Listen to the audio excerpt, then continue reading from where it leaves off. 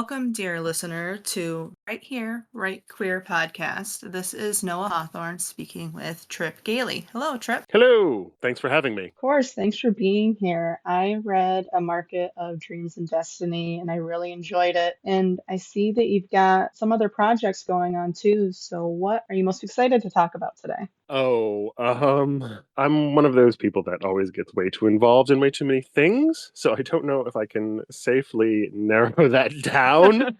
But I do have. Okay. I'm going to briefly take off my author hat and put on my publisher hat for a second, Okay, let's hear it. because one of the projects in the book world that I'm involved in is a queer small press called Bona Books. I started the press with my longtime partner Robert and our then flatmate and one of my writing partners, C.L. McCartney. And so it's a queer small press. It's based in London, and we recently, in the past couple months, have our first anthology project out in the world. It is a pulp science fiction and fantasy adventure extravaganza with 17 different authors, and it is called I Want That Twink Obliterated. I love it. And the cover looks so amazing. I'm looking at it right now, and it's a total vibe. Oh, that cover, it's stunning. Steven, the artist, did such an amazing job with that.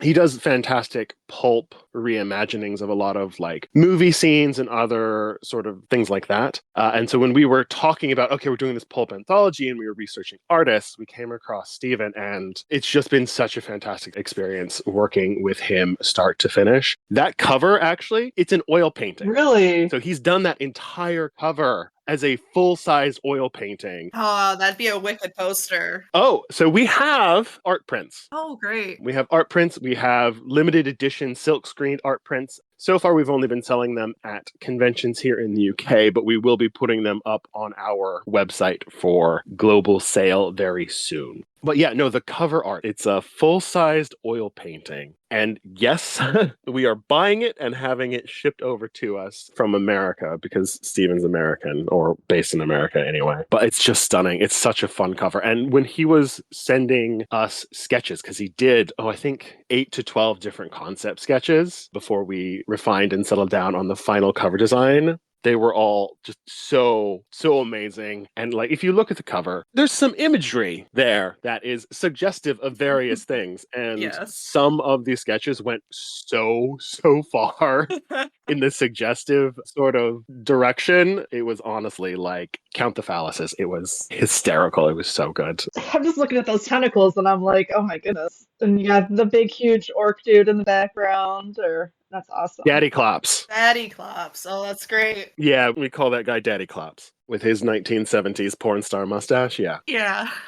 And the twink with the thigh-high red boots and the space helmet that sort of looks like the tip of a condom. It's it's fantastic. It's just such a fantastic piece of artwork in its own right. And it's been such a fun, like, rip-roaring ride of all, like, the different stories inside. It's just been fantastic working with everyone to make this come into being. So how did you go about approaching authors for the anthology? The entire concept of the anthology and the entire press resulted from a coffee break joke. Because we all worked from home and we were living in this big flat that we called the writer flat. And most days we would have a coffee break together and we'd sit and we'd make tea or coffee or whatnot. And we'd sit and we'd chat for 10, 15 minutes before all going back to work. And, you scroll through your phone and memes come up or whatnot. And obviously, I Want That Twink Obliterated has been a meme for 5 or so years now. Yeah. It came up, you share around the meme. It's funny, ha ha ha. And then my partner, Robert, was like, that'd be a really, really good title for an anthology.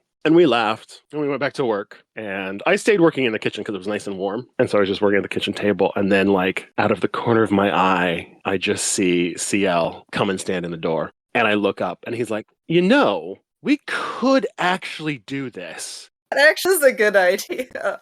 Robert knows everybody. You have all of the experience in putting together editorial stuff. I have a project management background. We all write. We all edit. We could do this. Are we doing this? And then, so we decided to do it. We kickstarted the anthology at the same month that A Market of Dreams and Destiny debuted, actually. And then after the Kickstarter did so well, we were fully funded in 32 hours. Wow, that's amazing. We were like, oh, maybe we actually need a small press and a business and a place to put all of these thousands of pounds that we are now responsible for, so it's not messing with our personal taxes. Yeah. Oh no, it was ridiculous because I had my book launch at the Common Press, which is a fantastic queer bookshop here in London. Very much recommend checking out the Common Press if you get the chance. I had a book launch party, a little interview sort of thing with like drinks and questions and so on and so forth. We launched the Kickstarter, then had dinner, went to the book launch, didn't look at our phones for 2 hours. Oh gosh. And then after my part of the like interview question and answer thing, I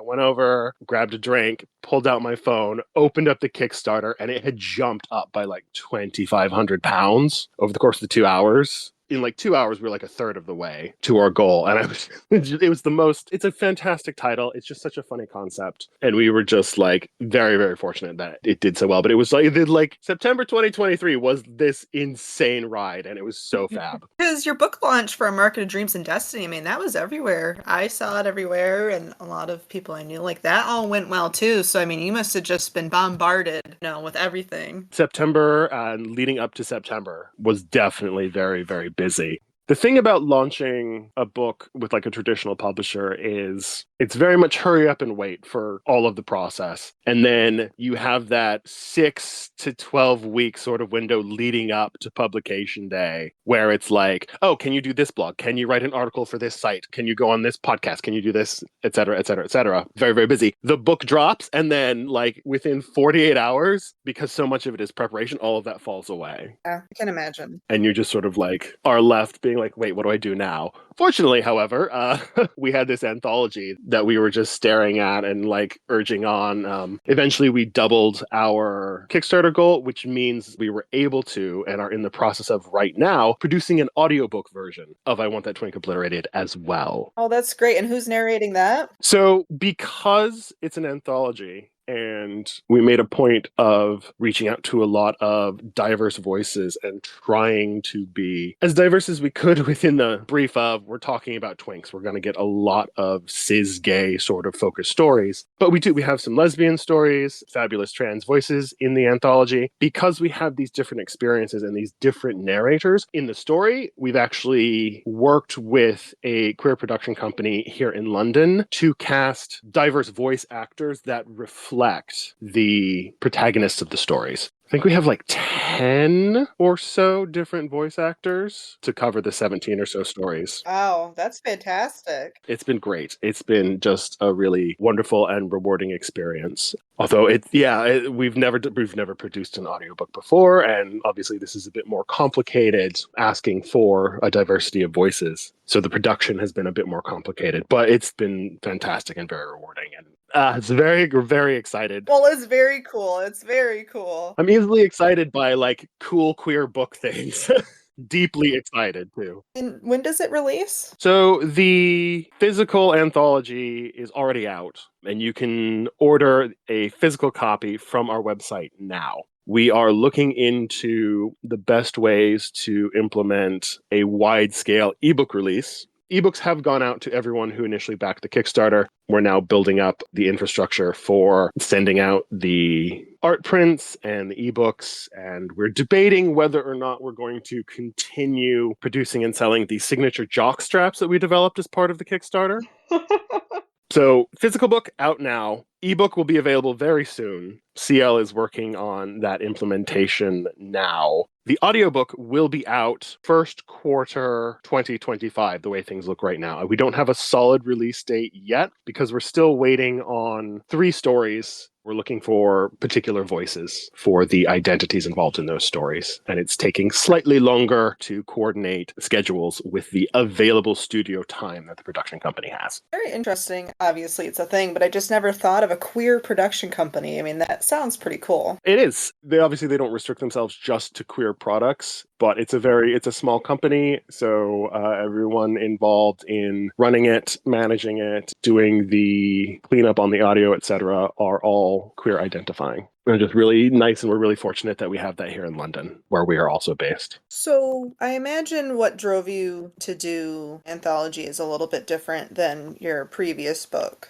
Since there were three of us editing, we did not want to take up a bunch of space in the anthology with our own work. So, no, we did not include any of our own stories in the anthology. It was very much a project where initially Robert reached out to several of his friends who were authors, and then we reached out specifically to some other authors whose work we really loved, and we invited initially 8 authors to be a part of the project before the Kickstarter began. And then we knew we wanted also to have open submissions so that we could include new queer voices in the anthology as well. Fortunately, the Kickstarter did so well that we were able to go from our initial plan of having 4 stories drawn from the submission slush pile to a total of 10. Nice. We were paying and intend to continue paying full professional SIFWA rates, so we were paying 8 cents a word.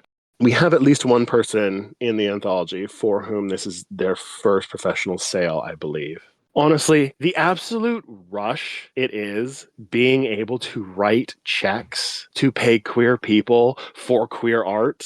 Like we can't deal with it. It's so amazing. It feels so good. Human work and queer human work is the best. 100%. And it's so affirming, and it's fucking beautiful to be able to support the creation of more queer art. Honestly, it's one of the best feelings I have ever encountered in my entire life. I am so fucking grateful that is part of what we've been able to do here with Bono Book, and I want that Twink Obliterated. Did you always envision this for yourself, or is it kind of, I never thought I'd be here kind of a thing? I never thought I would be here kind of a thing. I'm very much more a writer person than an editorial person. I am super lucky to be working with Robert and CL because we all cover one another's weak spots to a degree. Like, Robert is so incredibly sharp and so good at proofreading and copy editing and the sort of like line level edits. CL is fantastic with structural edits. The editing that I can actually contribute is stylistic sort of things, encouraging people to go further. I'm a bit more of the style over the substance when it comes to edits. I think it really matters in a way that people don't always support,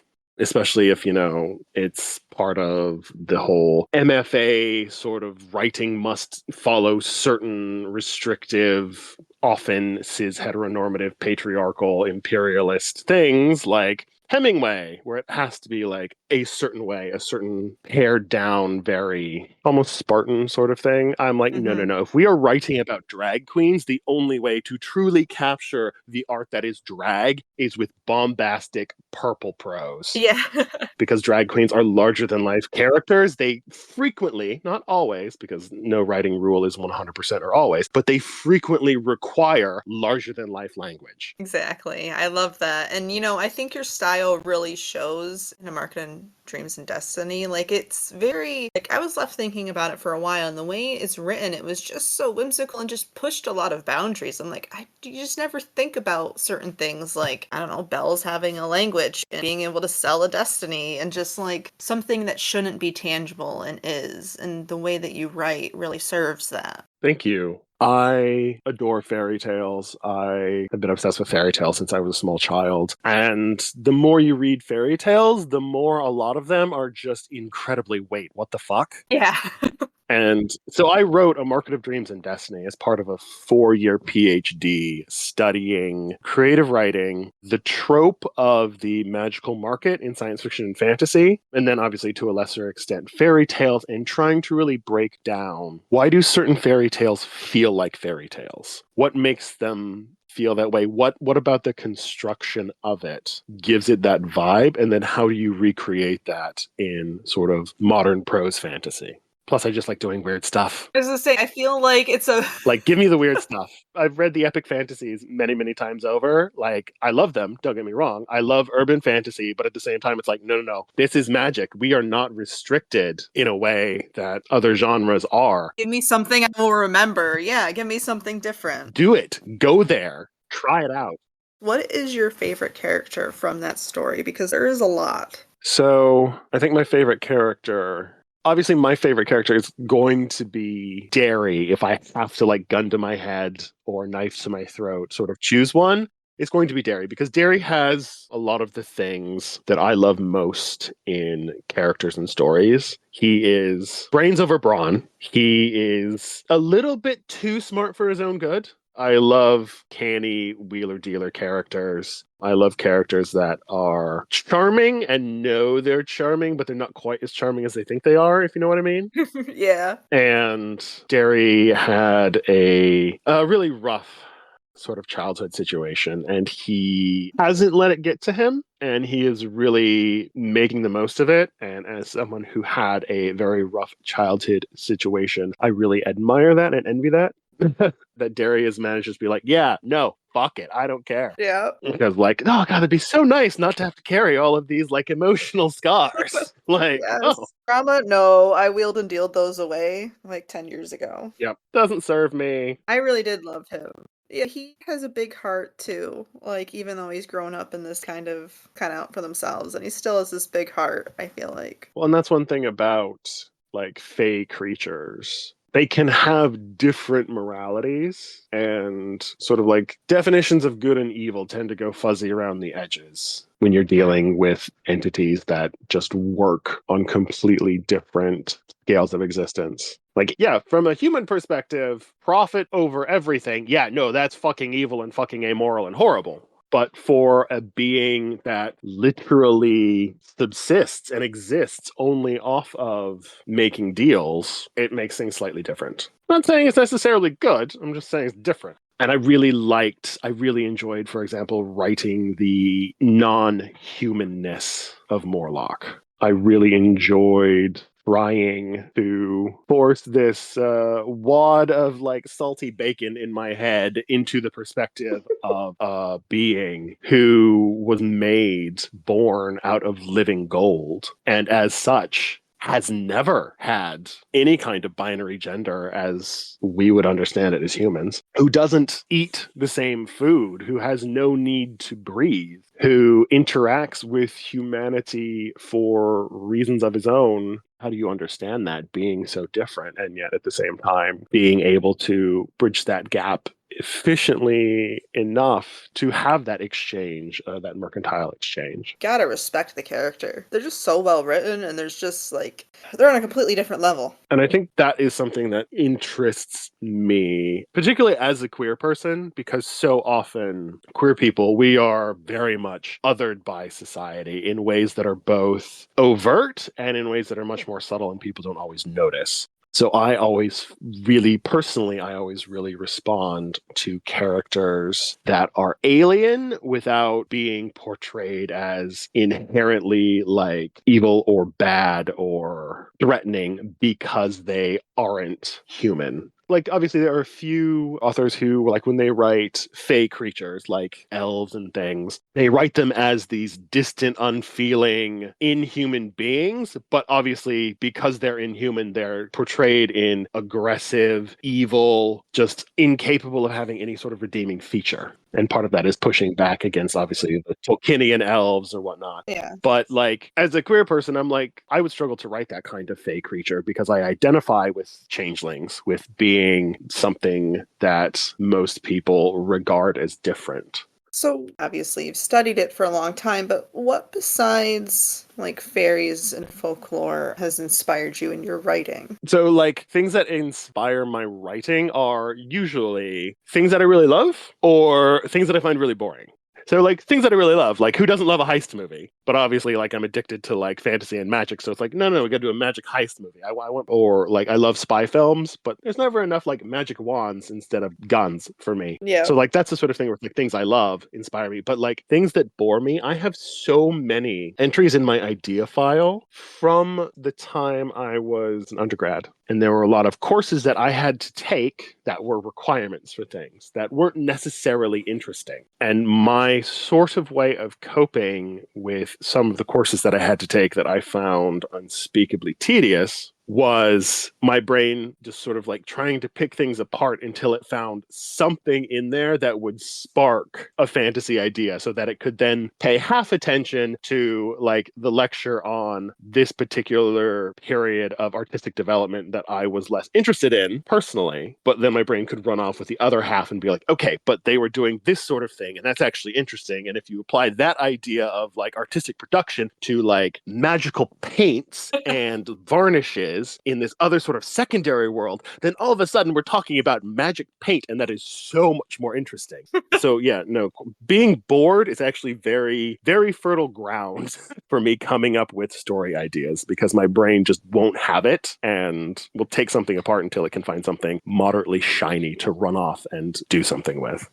I think generally people aren't bored enough anymore, or at least I find that I'm always having to do something. I can't just be bored. And that is like when I'm driving and I've literally nothing else to do except drive, your mind wanders. That's when I always come up with the great ideas. And I need to confine that to a time where, I don't know, apparently I need to take a lecture on magic paint. Yeah, there's definitely something about creativity and a certain part of the brain being engaged with something else. This is why quite often people get good ideas in the shower, or as soon as you stand up to go do something else, like make lunch, all of a sudden you'll have an idea. It's because part of your brain is occupied with something else, and it causes the remainder of your mind to function in a slightly different way, which can spark a lot of creativity. Well, that makes a lot of sense. I've decided I just need to carry a small little notebook with me everywhere. I do have one in my like travel bag, but I need one like on me so I can just quickly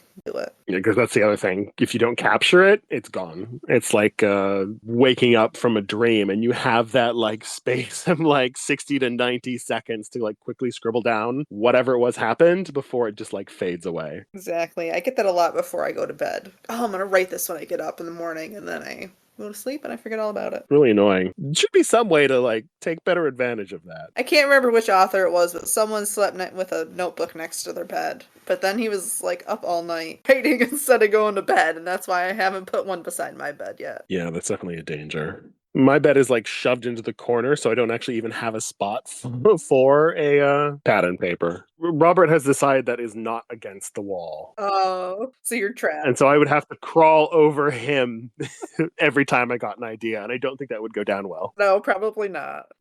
What is the number one thing you want readers to take away from your books? Whether it's Marketed Dreams and Destiny or the anthology? I think the number one thing I would want readers in general to take away from my books is that sense of magic, that sense of wonder. Because not only is that just sort of an amazing thing and central to one of the reasons I love fantasy so much, that sense of wonder, I feel, is also fairly central to things like possibility and hope and imagination and all of the tools that we are going to need to survive and thrive as a species, particularly in less than ideal times, like the ones we frequently and repeatedly find ourselves in. So in general, that sense of magic, that sense of wonder. I also, more specifically, I want queer readers to have books that they love and they recognize facets of themselves in, even if it's not directly their exact identity. I think at sometimes we as queer readers occasionally get frustrated with queer books because it doesn't perfectly represent our queer experience. And it's frustrating sometimes to come close to seeing ourselves and yet not quite And I don't think we as queer readers cut queer authors and creators quite as much slack as we should. I feel often we give cishet creators a little bit more slack than other queer creators. Because I mean, like the cishet stuff, it's like it's not even close anyway. But I think there's a unique sort of like not necessarily pain, but possibly frustration in seeing a queer experience that is close, but not quite exactly the way you want it. Mm-hmm. And I think it would behoove us and benefit us all as a community to be a lot more open and forgiving about that, and being delighted at the aspects of queerness and difference that we see in the books that we do have. Because honestly, I cannot tell you the number of times I've encountered I don't read queer books, or I don't read any books that don't reflect the sort of character that I am. Usually this is like cishet white guys, but it's not always just cishet white guys. But it's like, did you like not grow up reading books with like female protagonists if you were a guy, and being like, no, these people are awesome, this is a great book? Because like, I know I absolutely adored The Hero and the Crown by Rob McKinley, and that was like a woman playing dragons. Amazing. Like, and she did it so intelligently as well, like bravely and intelligently. I loved that book. But I'm very much a guy. I'm always a guy. But like, come on, expand your horizons, guys. Do better. The world is bigger than just us, and everyone has a different perspective. Yeah. And obviously, like, there's a really interesting layer to it, in that if I, as a cis white guy, am reading a certain kind of literature, I'm going to get a lot of these references on different levels of things. Like, if I grew up in Midwestern America from a rural agricultural background, so if I read something like Hank the Cowdog, or some of these books for children that draw specifically on the rural experience, I'm going to get a lot more of the references. Like, country music surrounded me everywhere. I'm going to know, I'm like, oh, they're talking about a Patsy Cline song or a Dolly Parton song, etc. Whereas if someone on like the East Coast who grew up in a city read the same book, they wouldn't catch all of those layers. And it's a similar sort of thing when I, as like a cis white guy, read a book that is brimming with like amazing stuff from, like, I don't know, the experiences of like an Indian woman. Like, I really, really loved The Star-Touched Queen, Roshni Chokshi. I'm sure there are references there to Indian culture and Indian mythology that I am not picking up on. That shouldn't be any reason to discount it. That should just be a reason to enjoy and value everything about it that I can pick up on, and know that there are additional, deeper layers of meaning that I may not get, but that doesn't mean, That you can't read it. Yeah, to read it, to enjoy it, and to realize that this book isn't aimed directly at me, but I can still benefit so much from it, and there's so much in it for me to really love and enjoy. Beautifully said, and I think we could all benefit from just reading outside our experience, like you said. Yeah, I recently did a book challenge on Blue Sky, and because I am a child of the 80s, it was asking a lot about, like, books of your past, and it became so glaringly obvious that so many of the books that I grew up with were from a very specific white Western perspective. I really had to like sit back and think. I'm like, okay, where are the diverse books? And it's like, they were not easily accessible. Like, I grew up pre-Amazon in a town that did not have a bookstore. The books that I was able to read, and the ones that I, therefore formed a lot of connection to, were the ones that were in the library. Like, that was it. Like, that was the only option. The closest bookstore was like a 3-hour drive from where I grew up. You had to pay for every interlibrary loan. It was difficult. It was difficult to get any books that weren't right there on the shelf. And yeah, it was just such a limited selection. Well, and I think too, like the stuff from back then was a little bit of a different atmosphere than queer books now. I feel like queer books now are a little bit more like talk about big things that maybe wasn't back then. They were written differently. There were standards and barriers in publishing that are still there to a degree. I mean, the report just recently came out that diversity in publishing has, in terms of diverse characters in books, has gone down this year quite substantially, I think, markedly. So obviously a lot of those barriers and problems are still there. As painful as it is to say, it was even worse like 3-4 decades ago. The idea that you could have like an openly queer character in even something as mainstream as a large mid-tier publisher in the States was almost unthinkable until the very late 80s, early 90s. Like, if you wanted queer literature pre sort of like the mid 80s, you're talking about very niche specialist publications, and you probably only ran across them if you were reading classified ads in certain kinds of magazines that were themselves not really easy to acquire. I do a lot of research in the late 1800s and early 1900s, and the literature back was, like all pamphlets and brochures and like very subtle and not widely distributed, and it's just like makes you pretty grateful. And then, of course, you run across things like Sins of the Cities of the Plain, and you're like, wait, how? Yeah. How is this a thing? For anyone listening that does not know, Sins of the Cities of the Plain is a mostly homosexual, erotic, like explicitly erotic novel from the Victorian era, featuring a character called Jack Saul, who was a real life male prostitute and very well known male prostitute in the era. And it is an experience to read. Some of these scenes in that book are just mind-blowing. Some of the things that people say and some of the things that people do. That's amazing. Well, I mean, I'm sure even back then they wanted that twink obliterated. Oh, yeah. There was some serious obliteration going on. Like, whoa. Historical sexuality is fascinating. Just absolutely fascinating. I like following that. I think it's Esme Louise. She's on Instagram and things like that, but she does a lot of historical stuff, and it's pretty fascinating. Anyway, so I think we touched on a little bit what drew you to your subgenres. I mean, you're a pretty big fantasy folklore lover. Do you think that's what you will always write? So I have not the broadest, but like a fairly broad appreciation for fantastical works. I love a good epic fantasy. I was a huge fan of the urban fantasy boom back when, at the beginning when we just first started getting, magical wizard detectives and things like that. Before we had the whole sort of like urban fantasy and then paranormal fantasy, paranormal romance, and all of these things that sort of like blurred the genres. I love space opera. I read fairly widely within the science fiction and fantasy. Tiny bit of horror because I am such a huge wuss.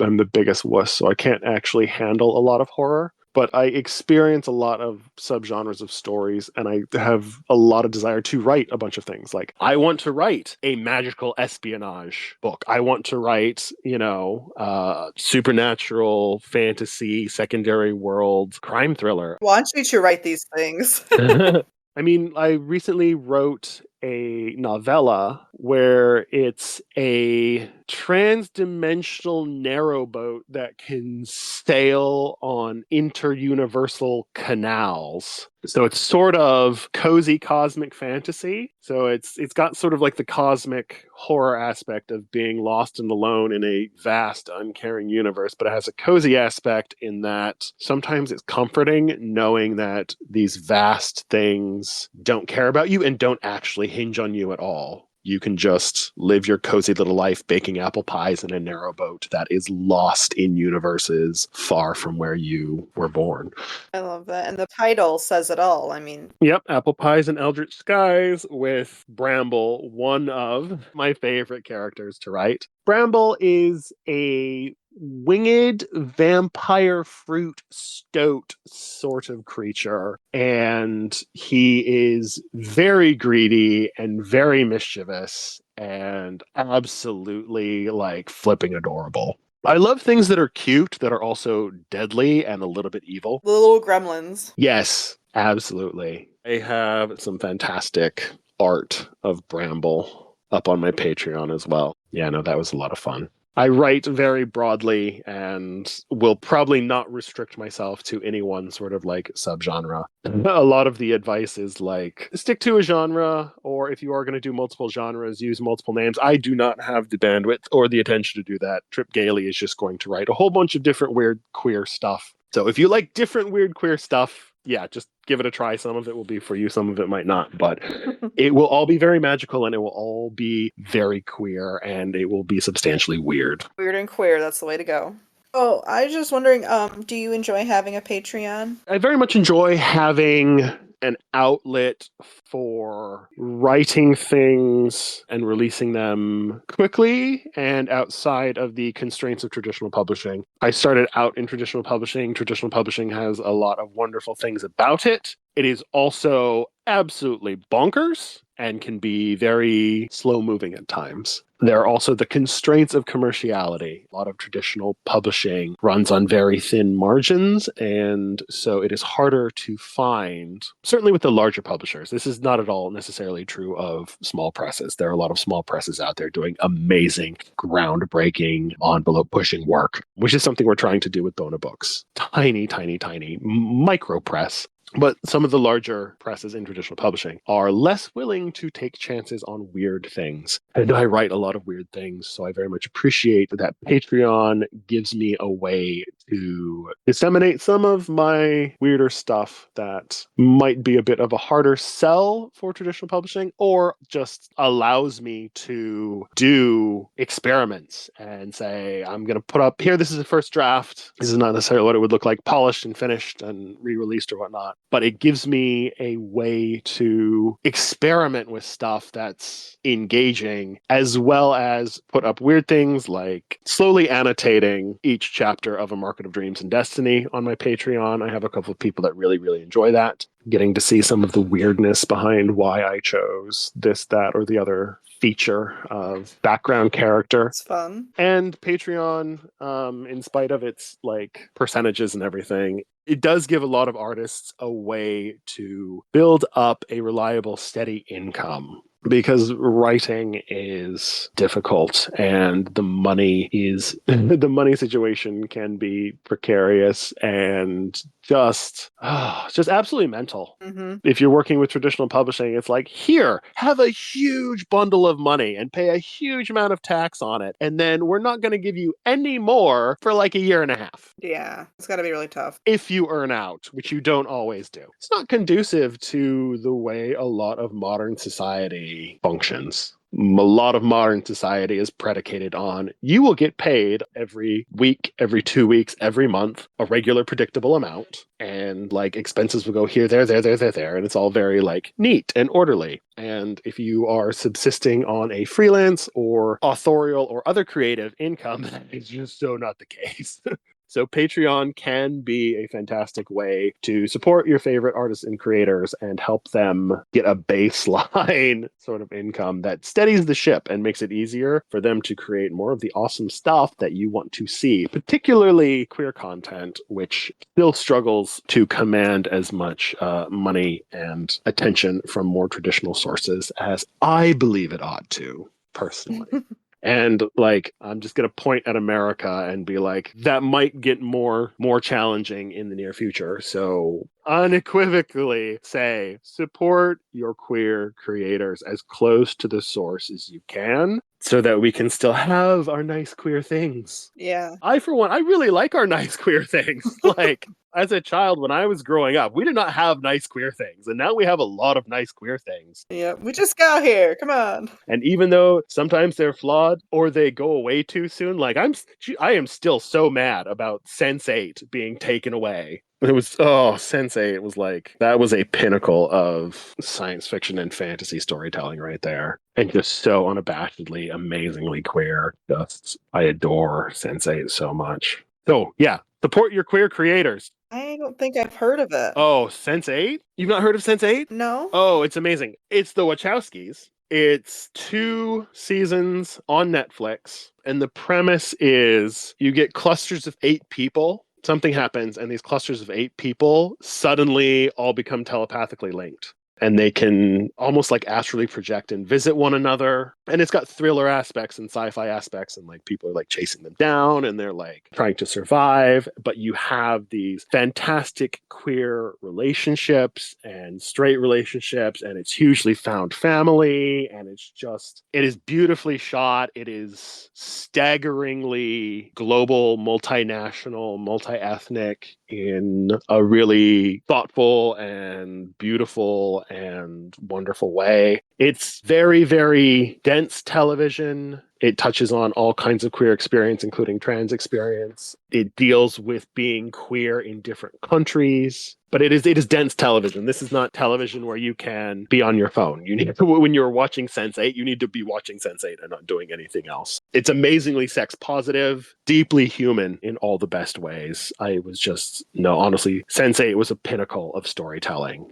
like foundational text sort of way. Well, you've got me intrigued now. Strongly recommend. Yeah, it looks pretty good. I was just looking up on it real quick, and I like science fiction kind of stuff that pushes the boundaries, and that seems to be it. It's absolutely that. And it's got some faces from other science fiction and fantasy media that you will be pleased to see, like Freema Agyeman from Doctor Who Ooh. has a role, for example. Do you have any other recommendations that you'd like to share? Book or movies or anything like that? You've been dropping a lot of really good stuff. There will be a lot of recommendations on my Blue Sky because I've been doing a bunch of memes since everyone is decamping to Blue Sky of like favorite things. I'm going to drop David Slayton's White Trash Warlock series. Yes. David is a gay man. His protagonist is a gay man. It deals really well with sort of like American class issues in a way that you don't always see. There's a trilogy out. There are more coming soon. Rogue Community College is set in the same universe, and that should be out soon as well. Full disclosure, David is a really good friend of mine and has been incredibly supportive of my sort of like journey as a new queer author, being a bit more of an established queer fantasy author himself. I really enjoy The Fell of Dark by Caleb Rorig, which is sort of if Buffy was a gay teenage guy.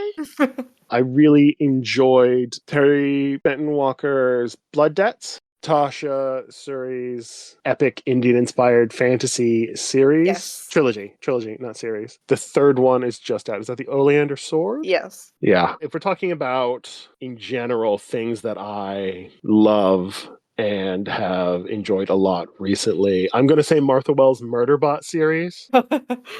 I hear such good things about that. It's so good. It's so good. And the main character, Murderbot, obviously occupies a very queer space in terms of just like gender and their existence because they're sort of like cyborg, clone, grown human, not socialized with like human societal structures. And a lot of the secondary characters have polyamorous relationships. Yeah, no, Murderbot is just, it's fantastic. Oh, so much good stuff. There is. And going back to what you said about David, he is really, I talked to him a little bit, and he's like very kind, I feel like, to other authors. And I read Dark Moon, Shallow Sea, and I read part of the first White Trash Warlock book. And I really think that it's great when authors are kind and connect with each other in the community. And I just wanted to revisit that because I just think it's so great. It's absolutely like I adore being part of sort of like the queer author community. I have a great relationship with David.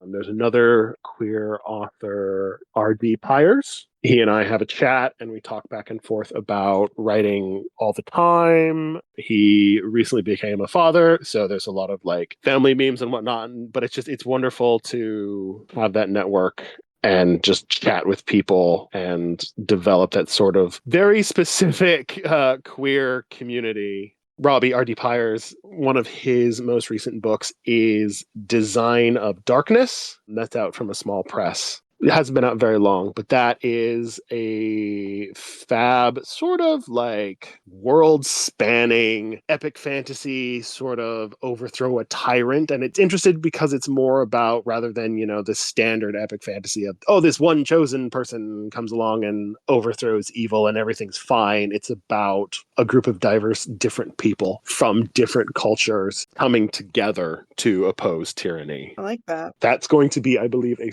5-part series, but the first one, Design of Darkness, is out now. Do you have any advice for aspiring authors? Yes, I have like all kinds of advice, but a lot of it is sort of very specific to the kind of author you want to be. The things I'd recommend for someone who is aiming at like a traditional publishing career are slightly different from the things I would say to someone who just wants their books out there being read to sort of join a part of the bookish community that way. My main piece of advice that applies across the board, particularly if you are a queer creator, is write the thing you want to write and give yourself permission to go absolutely as far as you can imagine. It is so much easier to pull back if you go too far than to fall short because you haven't gone far enough because you're limiting yourself. I like speaking specifically to people in science fiction and fantasy, the genres of imagination. Give yourself permission to just go all the fucking way. Just do the weird thing, write the weird thing, just go there. Do you think it's too much? It doesn't matter. Write it as too much. Go big or go home. Just do the thing. You can always tone it down later. You can always be like, oh, okay, no, that went too far. That's kind of embarrassing. You know what? You can snip out that chapter, you can put it in a drawer, and then you can have it and keep it for yourself as this amazing thing that may not have fit with the ultimate goal of the story, but was still an absolute blast to write. And that will tell you so much about the boundaries and where you are and what you can get away with and what publishing and self-publishing will or will not let you get away with, but you will at least know how far you can push and how far you can go. And you never know. Boundaries are always shifting. Things are always changing. There may come a day, a year later, 2 decades later, or whatever, where you can release the author's preferred edition and you can take that chapter that you thought went way too far, but now fits just fine, and you can put it back in and you can create that quality. But if you constantly hold yourself back to what you think other people want, to what you think the genre can support, you won't go there and you won't have that discovery and you won't find out those things about your imagination and yourself. Don't self-censor. Don't do anyone else's job for them by tying yourself down. Fucking break those shackles and do the weird thing. Write the weird thing. Go as far as you can and then push farther. Because personally, I want to read the weird shit, and you don't get the weird shit unless you are pushing. So go there, go to that weird place, do the weird thing. I feel so inspired now. Like I'm ready to open my laptop and get to work. Like I taught creative writing at the university level for a few years before the pandemic just decided to blow up all of higher education. And that was honestly the one thing I found with not all of my students, but like most of my students, the one thing that I found myself doing over and over and over again was convincing them to give themselves permission to go there, to do the thing, to write what they wanted to write, because so many people have ideas about what a novel looks like or how something has to be that are really limiting. And quite often, those perceived limitations are so far inside where the boundary actually even is. They're incredibly limiting. Honestly, the first step is so often giving yourself permission to go there. You can go so much farther than you think you can. Even within the confines of traditional publishing, even within the confines of reader taste, 9 times out of 10, I have found that people who are being creative and are writing are limiting themselves and not going even as far as the commonly accepted borders. You can, I guarantee it, go further than you think you can go. And it doesn't matter if you go over the boundary because you can always pull it back. These are the genres of imagination. We are blazing trails into the weird little corners of our psyche. You've got to push the boundary of the map. Like they used to put, here be dragons at the edge of the map. This is fantasy. We want the dragons, so you have to go to the edge of the map because that is where they are. Yeah. Also, really random fact. I was speaking to a fellow author who worked in book marketing for decades. And they told me this absolutely amazing fact. Books with dragons on the cover sell 20% more. Really? Yes, as a general rule. At least this used to be true. I don't know if this is still true. But yeah, putting a dragon on the cover would just boost a book sale by roughly 20%. If you compare it between different covers of the same book that do not have dragons on. Slapping a dragon on the cover boosts the sales. I'd keep in my pocket. I don't know about market saturation, and I'm not advocating for slapping a dragon on every cover, but I am going to point out that I Want That Twink Obliterated has a dragon on the cover, just in case. Just in case. Hey, that book has got everything going for it. I'm super excited to check it out. Oh, just wait. We are working on some special editions, and we are working on a wraparound cover. Oh, that'll be cool. That's all I'm going to say. We're working on a wraparound cover, so there'll be more art, and there is the possibility that one of the special editions in the future will have a story by myself and CL starring the characters from the cover art. That's still sort of in progress, still sort of like a hush-hush sneak peek sort of thing. Okay. Oh, and CL is like absolutely going to smack me if I don't say Bona Books in 2025. We will be doing another Kickstarter. We will be producing another anthology. That anthology will be called Wrath Month, and it will be featuring queer science fiction and fantasy tales of queer rage. Oh, I love that. Keep an eye out for that. We will again. Yes, we will have some authors that we invite, but we will also have open submissions. So it will be an opportunity for queer writers to write queer sci-fi and fantasy stories and maybe get published. We will be paying professional rates. We are, as a small press, we have fun. We do weird stuff. Sometimes we do audiobooks. Sometimes we get giant inflatable tentacles and go to the World Science Fiction Convention with our anthologies. So we do fun stuff. So keep an eye out for our projects. Where can listeners find your press and you? So the best place to find Bona Books is bona-books.com. But you will also obviously be on Instagram and Blue Sky and your regular sort of social media spaces. The best place to find all things Trip Galey is go to my link tree, linktr.ee/Trip Galey. That will have links to my website, my social media, and my Patreon, which is currently paused because I have had some health issues in my immediate family that have unfortunately taken up a bit more of my time and attention.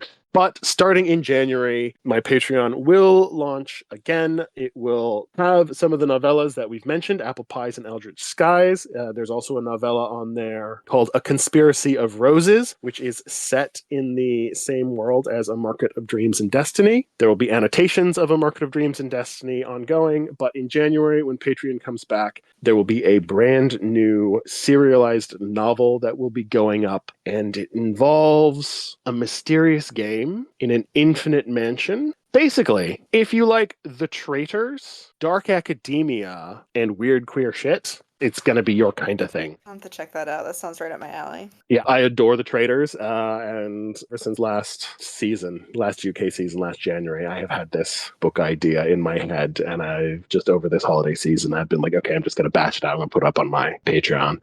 Nice. Supernatural, magical, sorceress version of The Traitors, basically. Well, thank you for chatting with me, Trip. This has been great. Thank you for having me. And I look forward to seeing all the new stuff that you do. Me too.